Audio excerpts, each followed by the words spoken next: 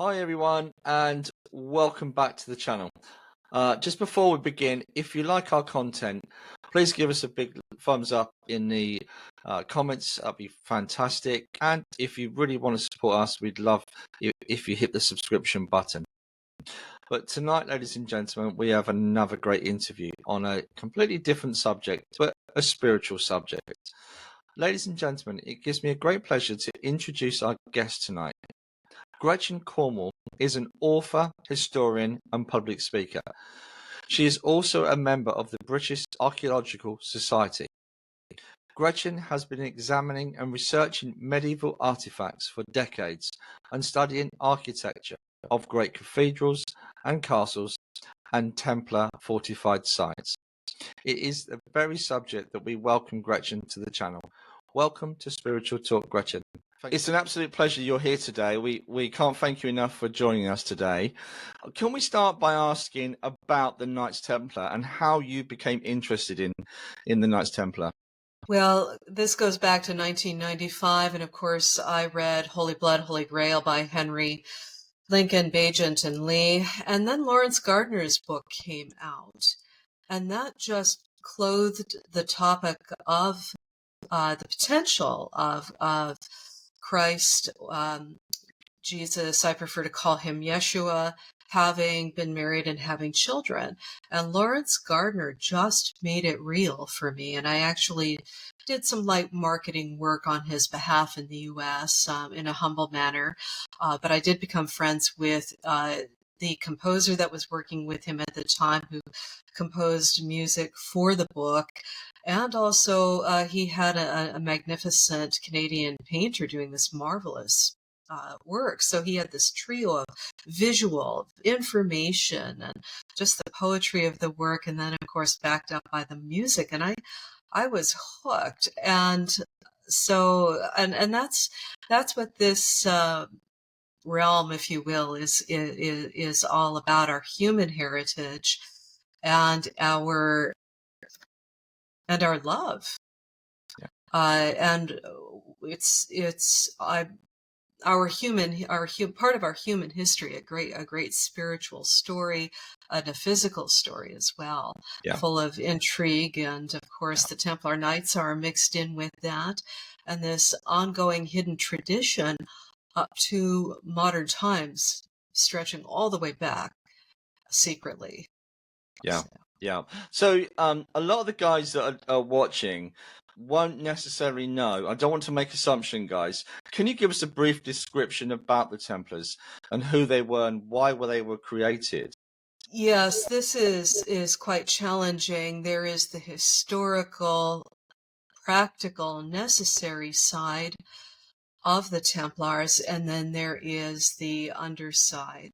And this is very controversial, it's very contentious, but there is so much evidence out there for the spiritual side in what drove them. And their first inception, if you will, dates to 1120 by a mastermind. One of them, there were basically two, Bernard de Clairvaux, and he's incredibly important to the spiritual side. And of course, the first Grand Master is Hugh de Payens. Yeah. And there were precursors, because nothing is born out of the ground on its own. But yeah. Forgive me, I can talk all night about this, and I'm sure we don't all have time for that, so I apologize. But basically, they were strategic. They were always positioned by roadways, ostensibly to assist pilgrims to the Holy Land. And yes, a lot of their financial concern was the Holy Land. Yeah. They were not part of the first crusade. There were a few individual members who were there on the first crusade. They became part of the second crusade after the kingdom of Jerusalem had been established. So what Bernard de Clairvaux did is send them on a secret mission to Jerusalem to basically dig up what he believed were holy relics. And absolutely, they did find what they were looking for. Bernard knew they were there.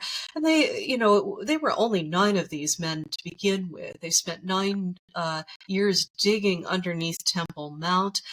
And the location they were given was right next door to the palace, to the king's access. So under what circumstances does an untried group of 9 knights that nobody's ever heard of get access to the palace right next door to the king?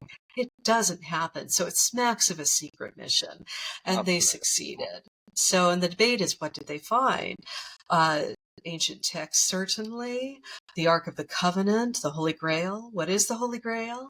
On and on and on. So it's absolutely fascinating. And they were the SAS of their day. They were tough. Their odds were on the battlefield. They were expected to handle 3-to-1 odds. Yeah. They were on the battlefield first. They were last off. They were never ransomed. And they really were the toughest thing going. They were incredible. And they ended up developing a network across Europe of several hundred properties, at least 20,000 men. That's a bigger topic too. Who is a Templar? That's another one. Yeah. But their cousin order, the Cistercians, and I write about them in my first book, were equally important to the spiritual effort and also the economic effort. Yeah. So that might be too much information all at once. No, that's brilliant. Can I start with asking, I believe you've got your first book with you.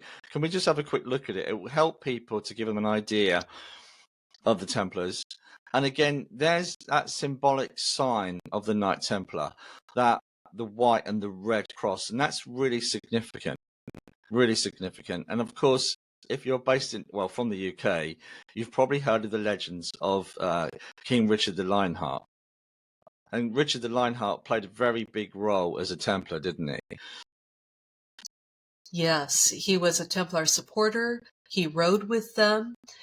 As a wealthy man, you could ride with them for 2 years, as in their lay brothers system. You paid for that privilege. You learned from them. And you had to be a knight, of course, by the age of, and 21, so you could not participate before then. But Richard Lionheart gave them a lot of money, and I also go into that in greater detail in this book, believe it or not. So his mother was incredibly wealthy, and she is pivotal to the spiritual story. And Richard Lionheart was very interesting, and he would have spoken Occitan or Occitan, so the language of the Cathars, and the language of southern France, where Mary Magdalene's country, basically. I know, and there's a lot of connection between the bloodline of Mary and the Knights Templar.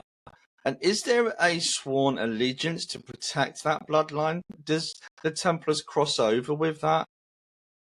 Well, they would have been part of the bloodline, because these individuals were all from noble houses, and there was a long-standing tradition for over 200 years of families,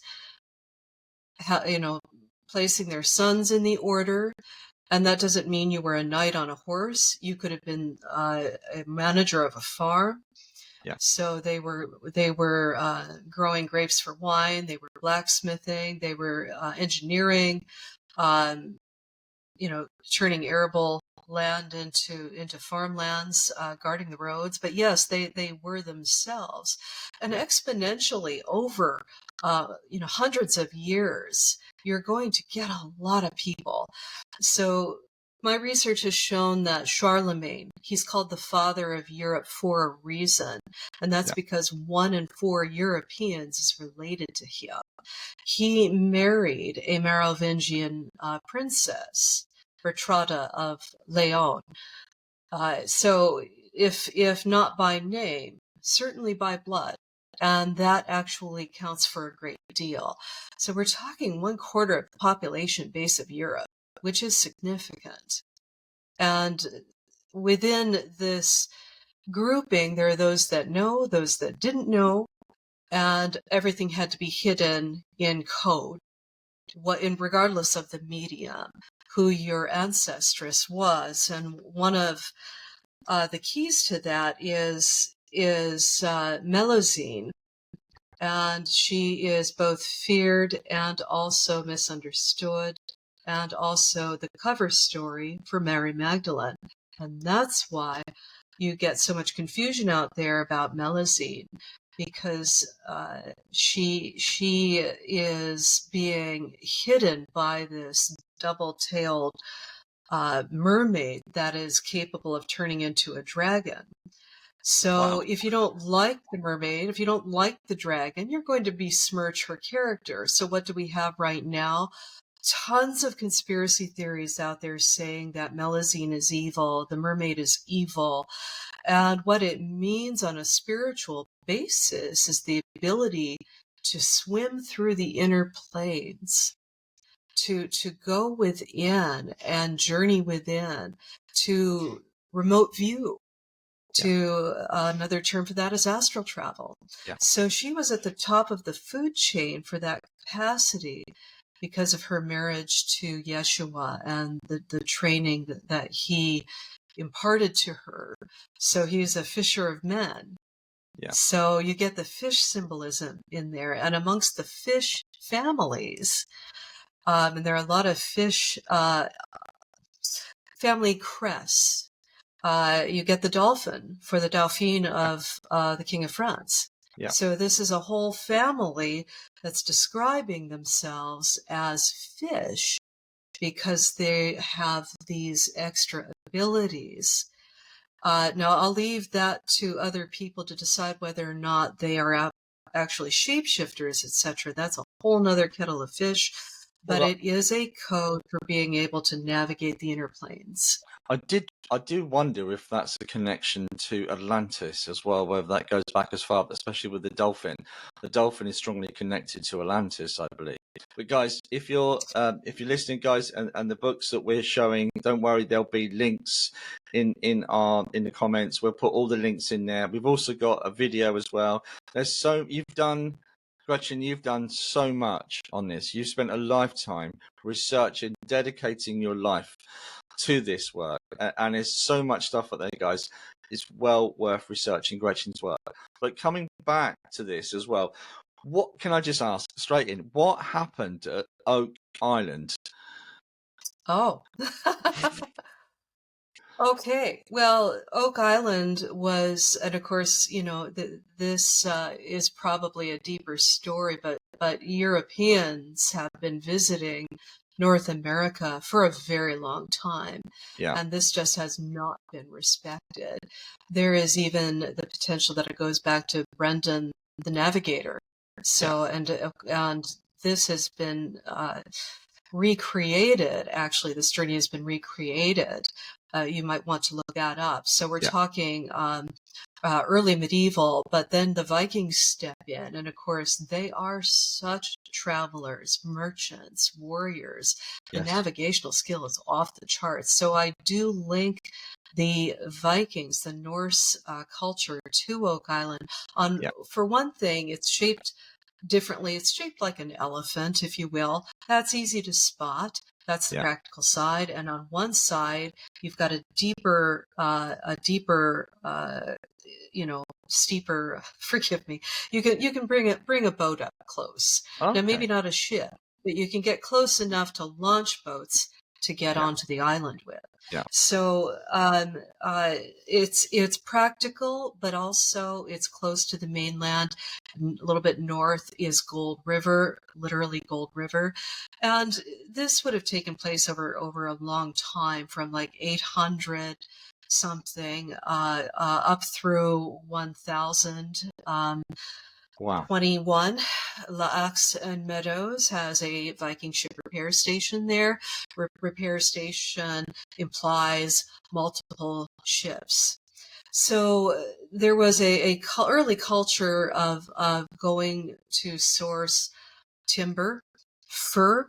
The French had killed off their bears by 600 AD. The rest of Europe followed quickly after. So bear pelts, highly prized, necessary to keep warm, and also gold and copper.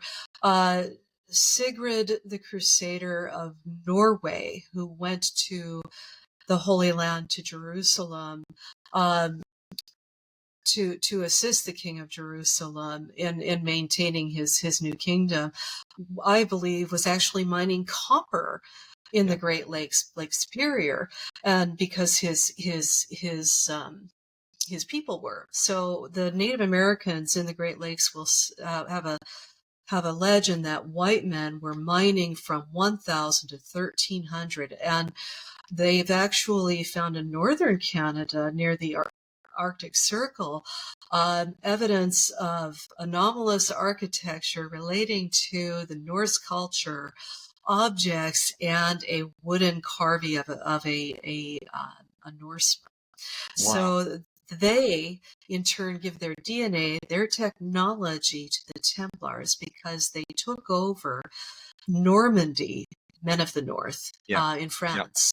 Yeah. And they had raided Paris a few times. So Rollo was given Normandy and married the king's daughter and said, "Hey, look, we can't keep your people out, but maybe you can."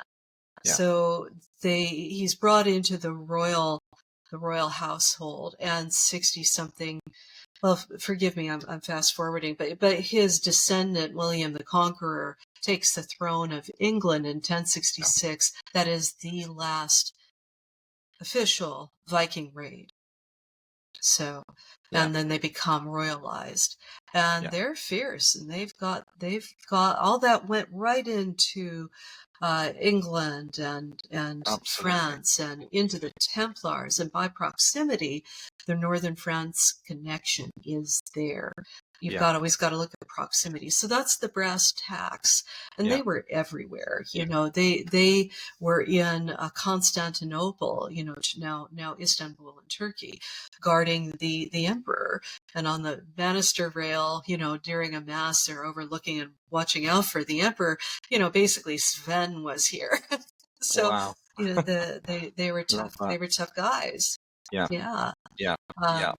So the Templars actually reached America.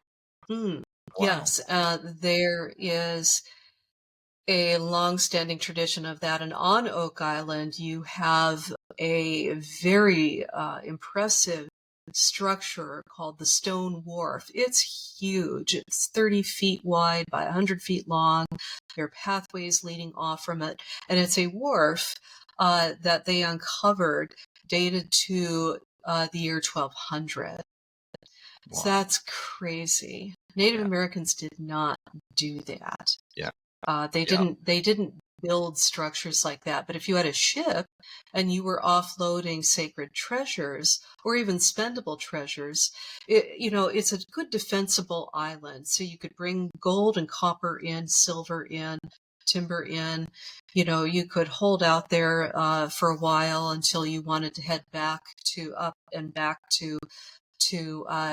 Norway, England, France, etc. You could winter there and then catch the next summer, and they would go up and over, island hopping, if you will, and stay closer to the coastline. But there is so much archaeological evidence that the Curse of Oak Island is pulling up out of the ground. Now, they were there to look for a treasure, but what they are actually doing is changing our understanding of history. It will be a long time before it's accepted. But they have incredible scientific equipment now that they're opening up to universities to use. They've got a lot of brain power on the island, and they're doing everything they can to throw science at it. And I'm proud to have been a part of that story. Well, that's exciting, especially if that's, you know, that they actually accept that. That's very exciting. It changes everything, doesn't it? In one object, it's the Smith Cove Cross. Rick Lagina has named it, I believe, the Drayton Cross after Gary Drayton, the metal detector who pulled it out of the ground.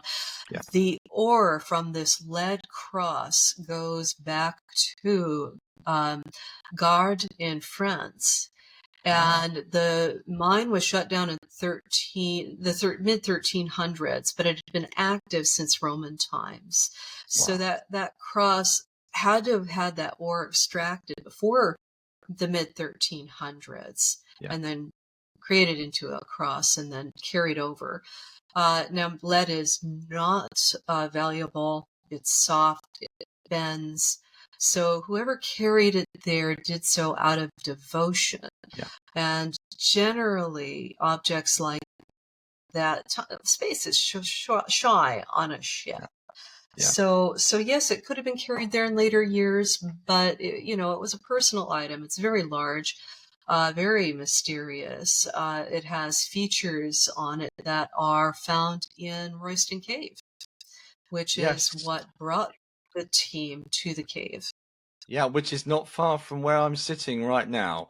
It's only about 70 miles that way. So I have no excuse but to go and visit Royston. I'm not far from it, so I will do that at some point. And you've got an interview. Again, guys, we're going to share that interview so you can see that as well on the History Channel. Tell us about the Royston Cave and its connection to the Templars.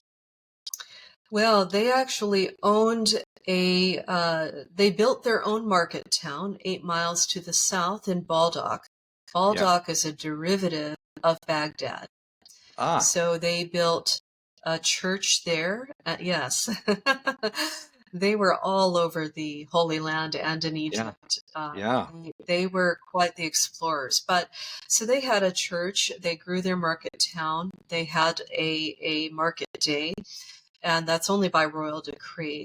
But they always wanted the Royston intersection because it's on the ancient Icknield Way and also the Roman road straight out of London. Yes. So it's an important spiritual roadway, and the that covers the St. Michael ley line. Royston Cave is right on the Michael ley line, and also it intersects with Greenwich Mean Time, which is interesting. So what they did was they did own several small properties that are very hard to trace. They're not traceable, but we know that it was said that they did. So they would have. So it's on the Royston market town. Was run by I believe the Augustinians. I might have that wrong. Their church was right on that intersection as well, and they were so upset that the Templars were there. But that intersection is strategic for the protection of the temple, the English headquarters in London. Yeah. So the Templars wanted to know who's coming in, who's going out, and also they could help trade money there.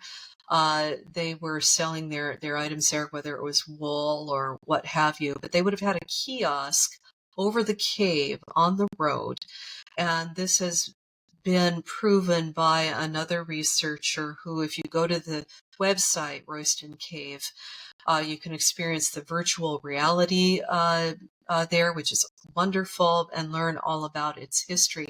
They're very neutral. They are embracing multiple theories. Most heritage sites won't join a particular bandwagon if it's a mystery site, unless it's known who built it and when. But I've gone into a great deal of trouble to analyze the imagery, the lay of the land, why they wanted to be there, and it's an initiation cave. It's where you go, where you take somebody who is joining the order, or if you've got somebody who you're investing in, and you're going to raise them up spiritually. You're going to teach them meditation techniques, prayer techniques that you don't want everybody else to know about. And in later centuries, King James I pretty well took over the town and built a hunting lodge there, and he brought with him a retinue of 300 people. He knew it was there, and I firmly believe he was down there. It's a complicated, long subject, and 1347 is an important date for Oak Island. It shows up on a map. For those of you who watch Oak Island, there's a very controversial map, and 1347 is the date on this map. Yeah. But it's also on a brick in Royston Cave. So why is that? Yeah. So very interesting stuff. But you'll find more information about that in this book right here. Great stuff. Great stuff. But Roy, You kind of answered my question. So I wanted to know a little bit about the initiation of the Templars in terms of they weren't just warriors, were they? They were spiritual men. You know, they were said to be monks. They were very spiritual and godly men that seemed to be uppermost than being the warrior. And that's what I find really interesting, that duality that they had. But I don't know if you know too much about the ritualistic side of it, Gretchen. You know, is there much out there about the ritualistic side, what the Templars do in terms of their spirituality? You mentioned meditation. Is there much more out there on understanding? There is a great deal of speculation. I have my thoughts on it based on years of research. The inside Royston Cave is a fake grave, if you will. Yeah. And the caves and Templars go together. Yeah. And caves are important to initiations. You would have been lowered down into the cave from above. You would have lifted the hatch on the wooden floor and gone down into the cave where the carvings were. And it's only large enough for 6 people tops, 12 at most. And today they only allow a total of 14 people down there. Wow. And the circumference of the cave matches the circumference of the money pit on Oak Island, which is interesting. Yeah. Now, the object, and this is going to sound very familiar to your viewers who follow Freemasonry, Rosicrucianism. So, and this is a practice right out of the medieval era where you do lay in your grave.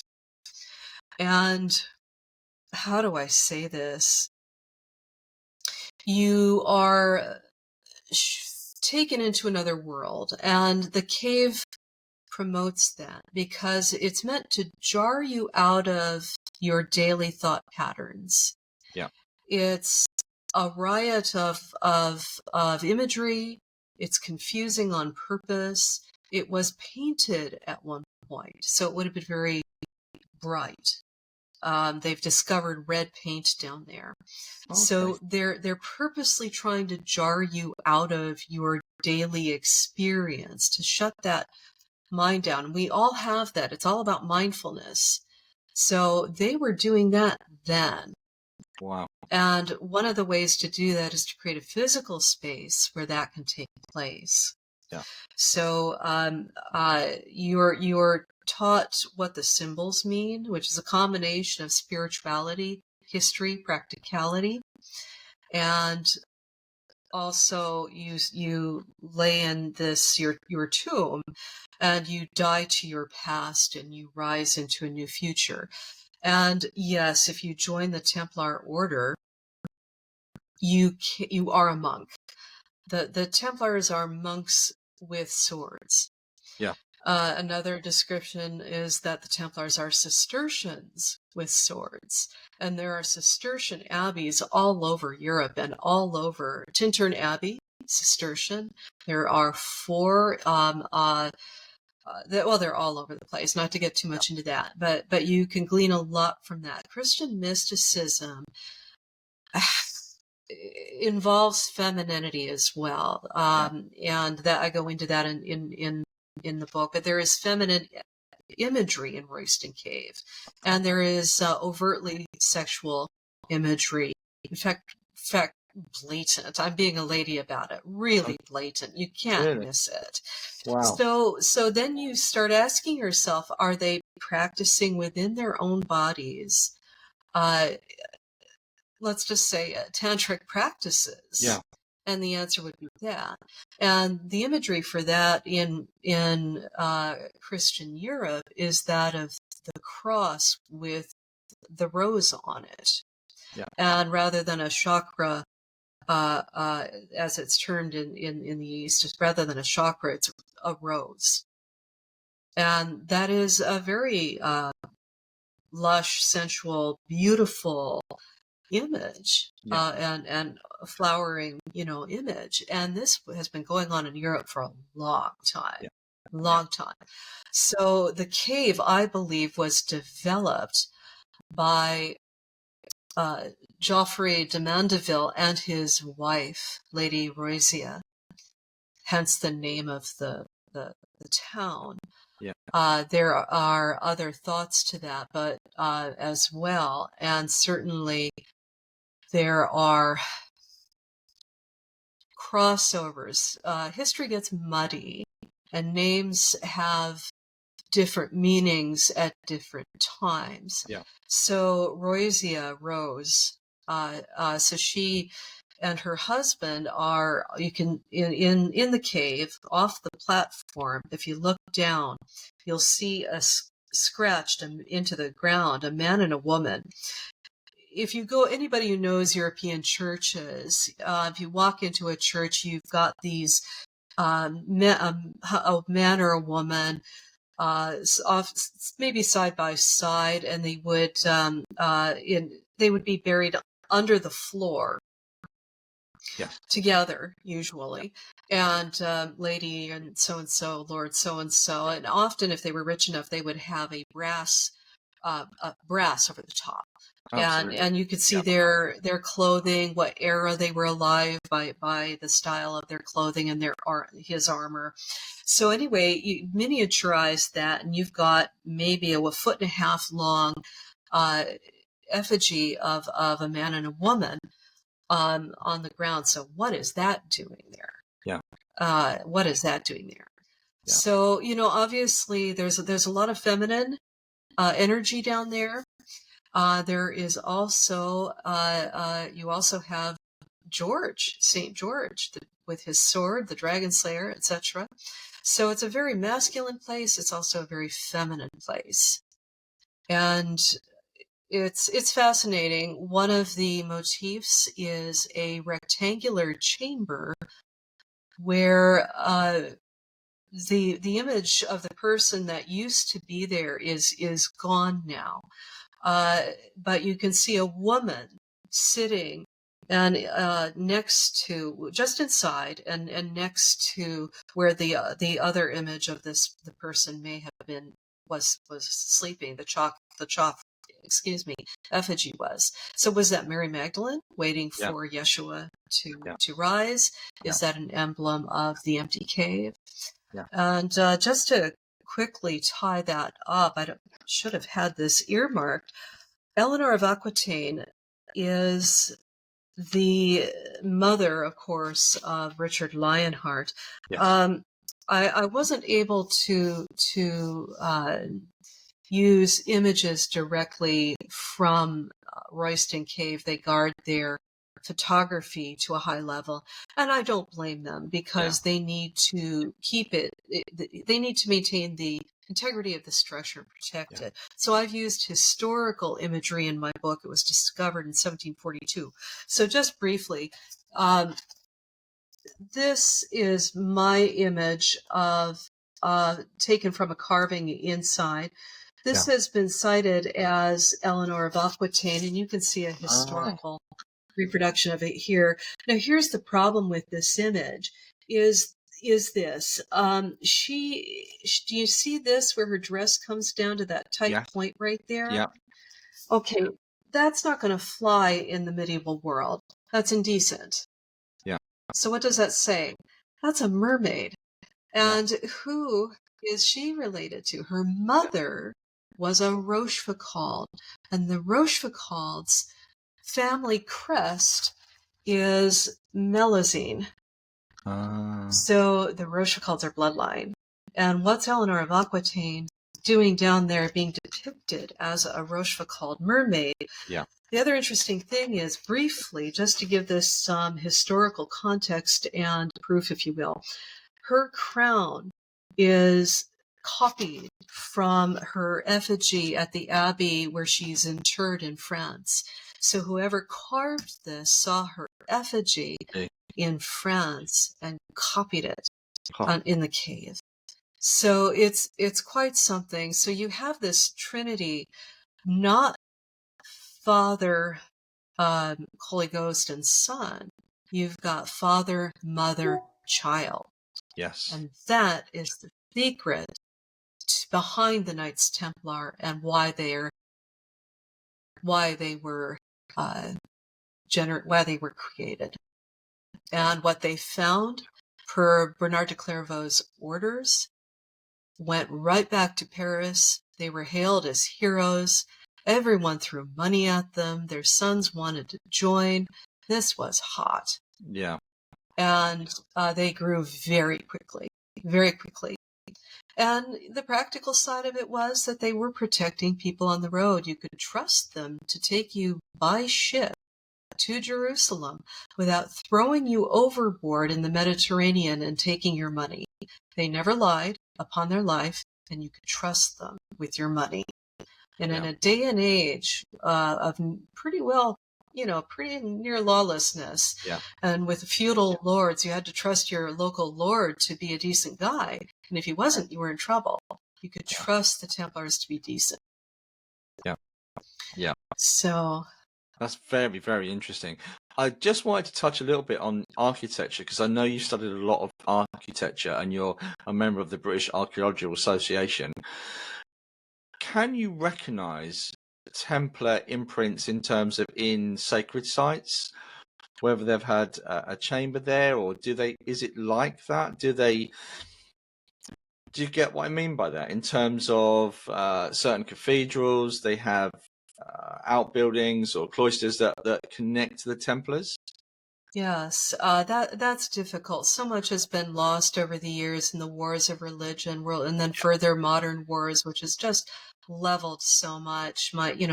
When you explore France, there's always this. Well, this used to be here, that used to be here, this used to be here, and then of course things get repurposed. But a few things come to mind briefly. I always look for carvings. They're called Mason marks, and Dome Prison in France, Domme, where Templars were imprisoned for about 7 years. They carved trees of life, grails, quite a wide variety of symbolism there. Yeah. And not the type of tree of life you would see today, the type of tree of life that they would have recognized. So it will be different.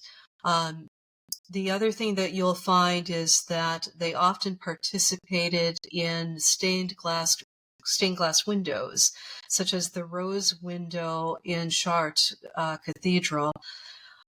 They had a property in town, and the cathedral was being built while they were there, and they participated in funding the glass.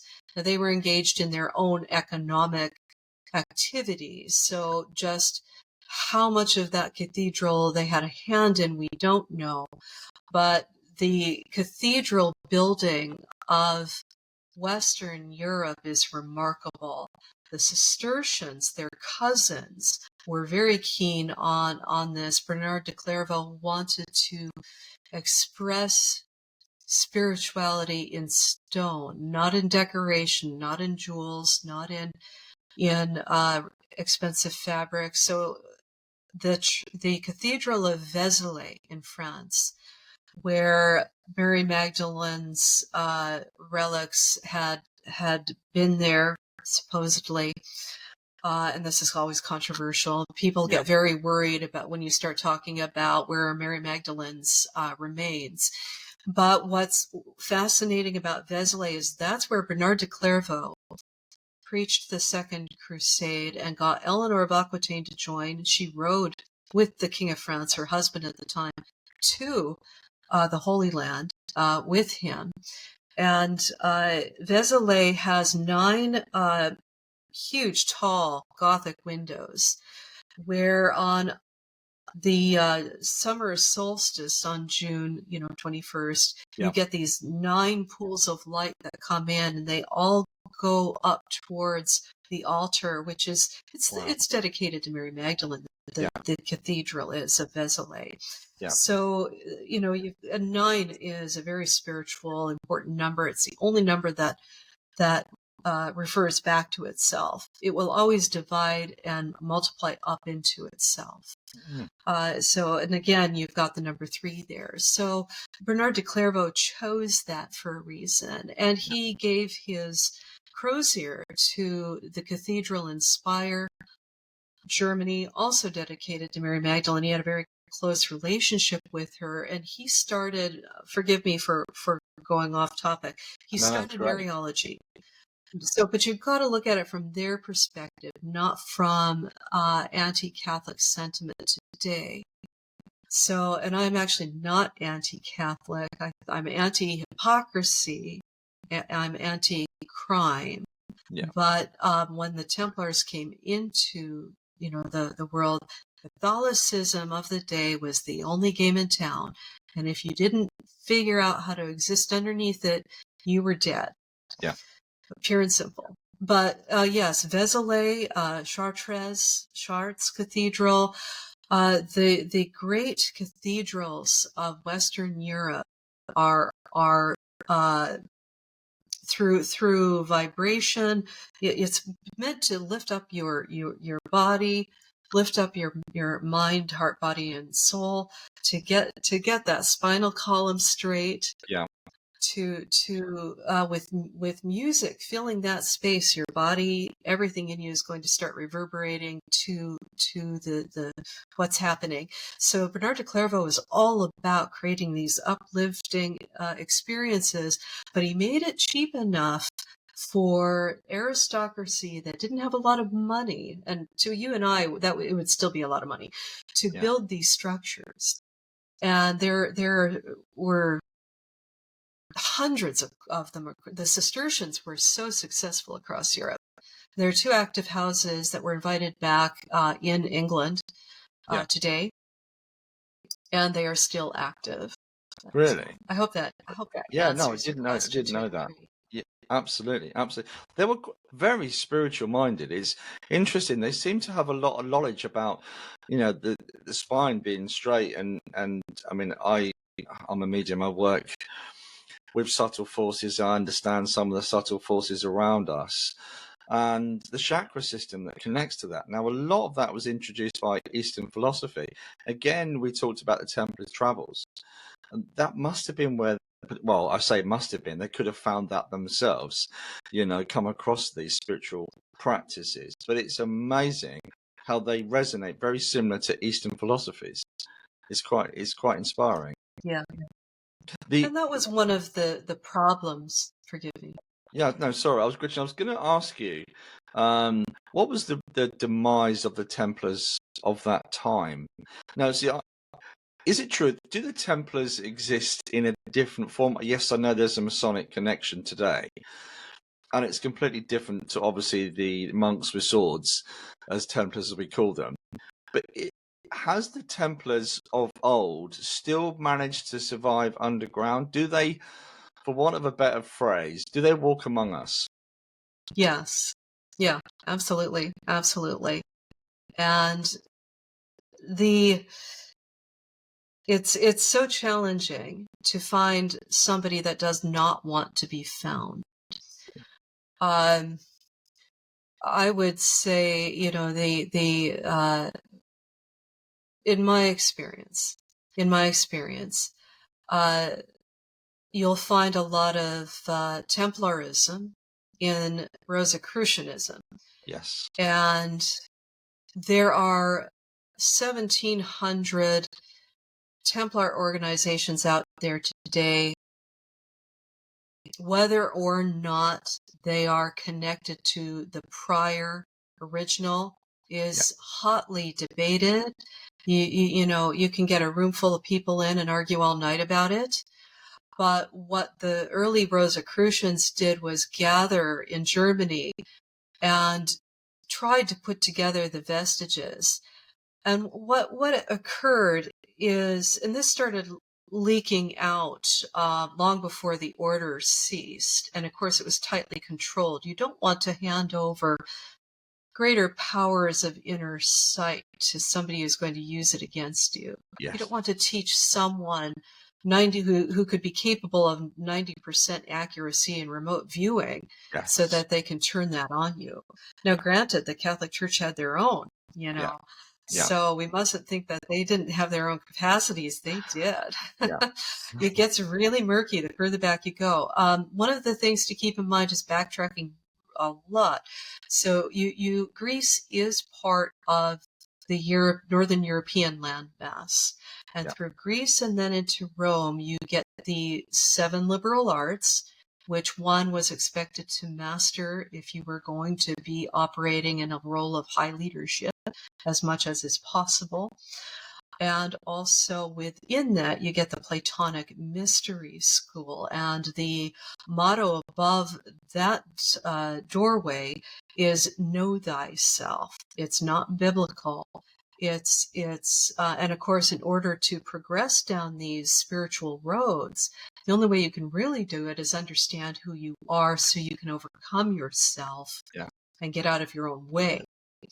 And of course, there are many messages in the Bible where Yeshua, Jesus, says similar things. So that impetus is already in Europe, Yeah. and variations of those teachings have spread out. And then you get the different shamanic, pre-Christian training. For the Norse held out for a long time, and eventually they voluntarily became Christian because they wanted to fit in and trade and Yeah. prosper.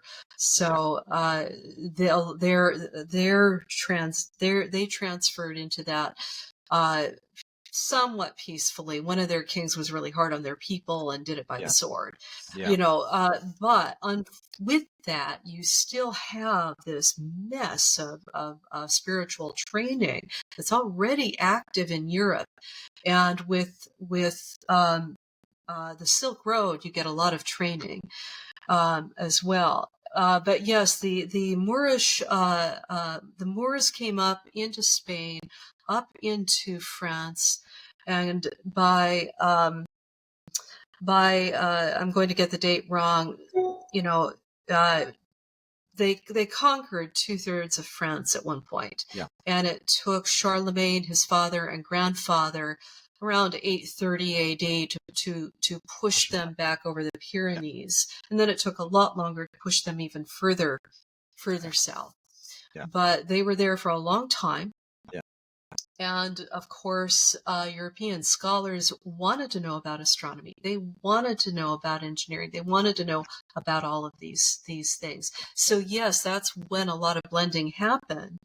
But we're finding out that the Dark Ages weren't so dark. And so I'm going back prior to that invasion. Yeah. So a lot of Roman technology was still there. And unfortunately, there's been a recent study done to show that we've lost 90% of our European documents, which is akin to a cultural blackout. So what did they know? I think they knew a lot more than we give them credit for. And that's why they've shifted from calling it the Dark Ages to early medieval. Yeah. So it's a challenging field, but yes, you get nerds together. So you get an English scholar, a French scholar, an Italian scholar with somebody from the Moorish Empire, the Seljuks, etc. They're going to trade information, and they're going to take the best of the best, spin it to their culture, and yeah. Absolutely. Why not? We're human. That's what we do. Absolutely. Gretchen, at the top of the show, we spoke briefly about holy relics. Do you believe those holy relics exist? And the one obviously, the Holy Grail. Now, is there some connection? Is there any truth in the connection with there's a church or area in Scotland that the Holy Grail was connected to? Or have I got that completely wrong? You're thinking about Rosslyn That Chapel, which is that's a the one. book in Yeah, stone. yeah, Yes. Yes, and this is hotly debated as well, but it is absolutely beautiful. And there are some very strange anomalies, such as the depiction of corn when at the time it was built, it shouldn't have been, that shouldn't have been there. Aloe vera, that shouldn't yeah, have been there. yeah, Earl Henry Sinclair, Prince Sinclair, did sail not just once but multiple times. Um, there's a fantastic scholar whose work I follow, Andrea de Robelant, who has also been on the Curse of Oak Island and also in the same series that I've been in on Amazon Prime called simply Templars. yeah, And he discusses his work that Earl Sinclair was voyaging with the Zeno brothers, Venetian navigators, and there's really high-end knowledge of this in letters that the brothers wrote home to in you know in Venice. yeah, So de Robelat found these letters, realized what he had, and traced their journey from Scotland, Iceland, and of course they would have been in North America, and those voyages would have taken place from 1380 on up through 1398. So there were several voyages, and the Holy Grail is we are each a Grail. The yeah, human being is each a Grail, but our mother is a Grail. Mary Magdalene is the Grail. And it just makes human sense. So if Yeshua is this incredible, divinely inspired teacher, healer, and I do place a lot of merit in the miracles. And he says, you can be greater than I. So he's raising the dead. He's doing all of these incredible things. He's walking on water. And a lot of the early medieval saints replicate those events. And that's been pushed out. yeah. Um, so forgive me if I might be going off on another tangent. So what you've got are ancient documents that were discovered. Sacred relics that might have been used in the temple. The ark is a very mysterious object that, according to a Bible passage, I don't recall which one it is, it's actually in another. It's actually up with God in heaven. But if you want to look at that as another dimension. But so many people are looking for the ark, and a lot of people think that it is related to a chest found in King Tut's tomb. Yeah. Because the Moses brought a lot out of Egypt and infused it into Judaism, such as the Ten Commandments are right out of the Egyptian Book of the Dead, line for line, the exactly same thing. So that culture got infused; those mysteries became infused into Judaism. So I hope I have, and of course the ark could be considered a grail, a container. But grails have different functions. A book can be a grail. When you speak sacred words out of a book, Yeah. you are an emanating grail of vibration, sound, intention, toning, Yeah. and that's what Gregorian chants are. Prayer is about. Whether it's and you can either get that going within yourself or in a sacred space that lifts you up. Yeah. Yeah. Hope that answers that question. Yeah, it does. It does. It's such a fascinating subject. I was actually listening to a gentleman, archaeologist today. His name escapes me, but he was talking about they potentially believe that the Ark of the Covenant is in Ethiopia, and it's in a town. I can't remember the name of the town, but apparently the monks that guard the Covenant, only live for 2 or 3 years because this thing just gives off so much radiation. He was actually saying, first of all, they go blind, they get cataracts and go blind really quickly, which again would also suggest this thing is giving off lots of radiation. It then makes you wonder whether this is connected, if it connects to Egypt, whether we're going way back with this and we're going into the Robert Temple Syrian mystery. If it's connecting to Egypt, this stuff could go off planet potentially, or go back even further into human history, going back into Atlantis. There's so many scripts here that could be written. It's just mind-blowing. But I personally believe that spiritual truths will always be the same. And again, the education or the knowledge that the Templars had, I'd love to read. I'd love to get my hands on it. All of us would. But it's like you said, know thyself. There is already a lot of truths that are out there. But so before, Gretchen, we really appreciate you coming on today, giving up your time, because guys, Gretchen is away on holiday. She's on a break, and she's given up an hour of her time to come and say hi to us and talk about the Templars, and we really appreciate that. But can I ask, what's next for you? What's your next big project? Thank you. I'm in the midst of writing a book right now, which I can't speak too much about. I'm co-authoring with others. It's truly a culmination of my life's work and expresses my thoughts following Templarism forward in time from when they were disbanded. And there's a little bit of that in this book where discovering okay, what happened afterwards, post-Templar sympathy and the Templarism, where did it go then? So you're looking at art, you're looking at statuary, paintings, illuminated manuscripts, stories, fairy tales, and they all involve the divine feminine, who is our mother, and in conjunction with the divine male, and that is fully expressed in the work I'm doing now. And I'm behind on it. I hope to get caught up, and hopefully within 2 more months I will have the bulk of the text done in rough. Great. So certainly it will be available in November. So I'm holding that over myself because it has spun out. We look forward to that. You mentioned the series on is it Netflix or Amazon?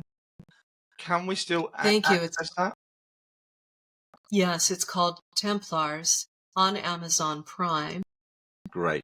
And it traces over 5 episodes the mysteries of Rennes-le-Château, Templars. It goes into Roslyn Chapel, Earl Henry Sinclair, the New World. It also talks about the Vikings and a prominent Viking woman, if you will, Gudrid the Fair, who is said to have given birth to the first European on North American soil. So that we know of. But this is in the sagas, the sagas. This was written down. So those topics are covered. Gretchen But Cornwall. I appreciate your take on the Ark as well, Ethiopia. Yeah. I mean, well, we really appreciate you coming on today, and I have learnt so much about the Templars today. My only real knowledge, this is going to sound really bad, guys. Who remembers the film, the Robin Hood film, when Richard the Lionheart turns up in the film and he's got the red cross and the white outfit on? That was my first experience of a Templar back in the day. Gretchen Cornwall, we can't thank you enough for coming on and sharing your knowledge and your experience. We really appreciate you giving up this time. Thank you so much for joining us. Thank you. I appreciate your time, Paul. This is fun for me. Thank you.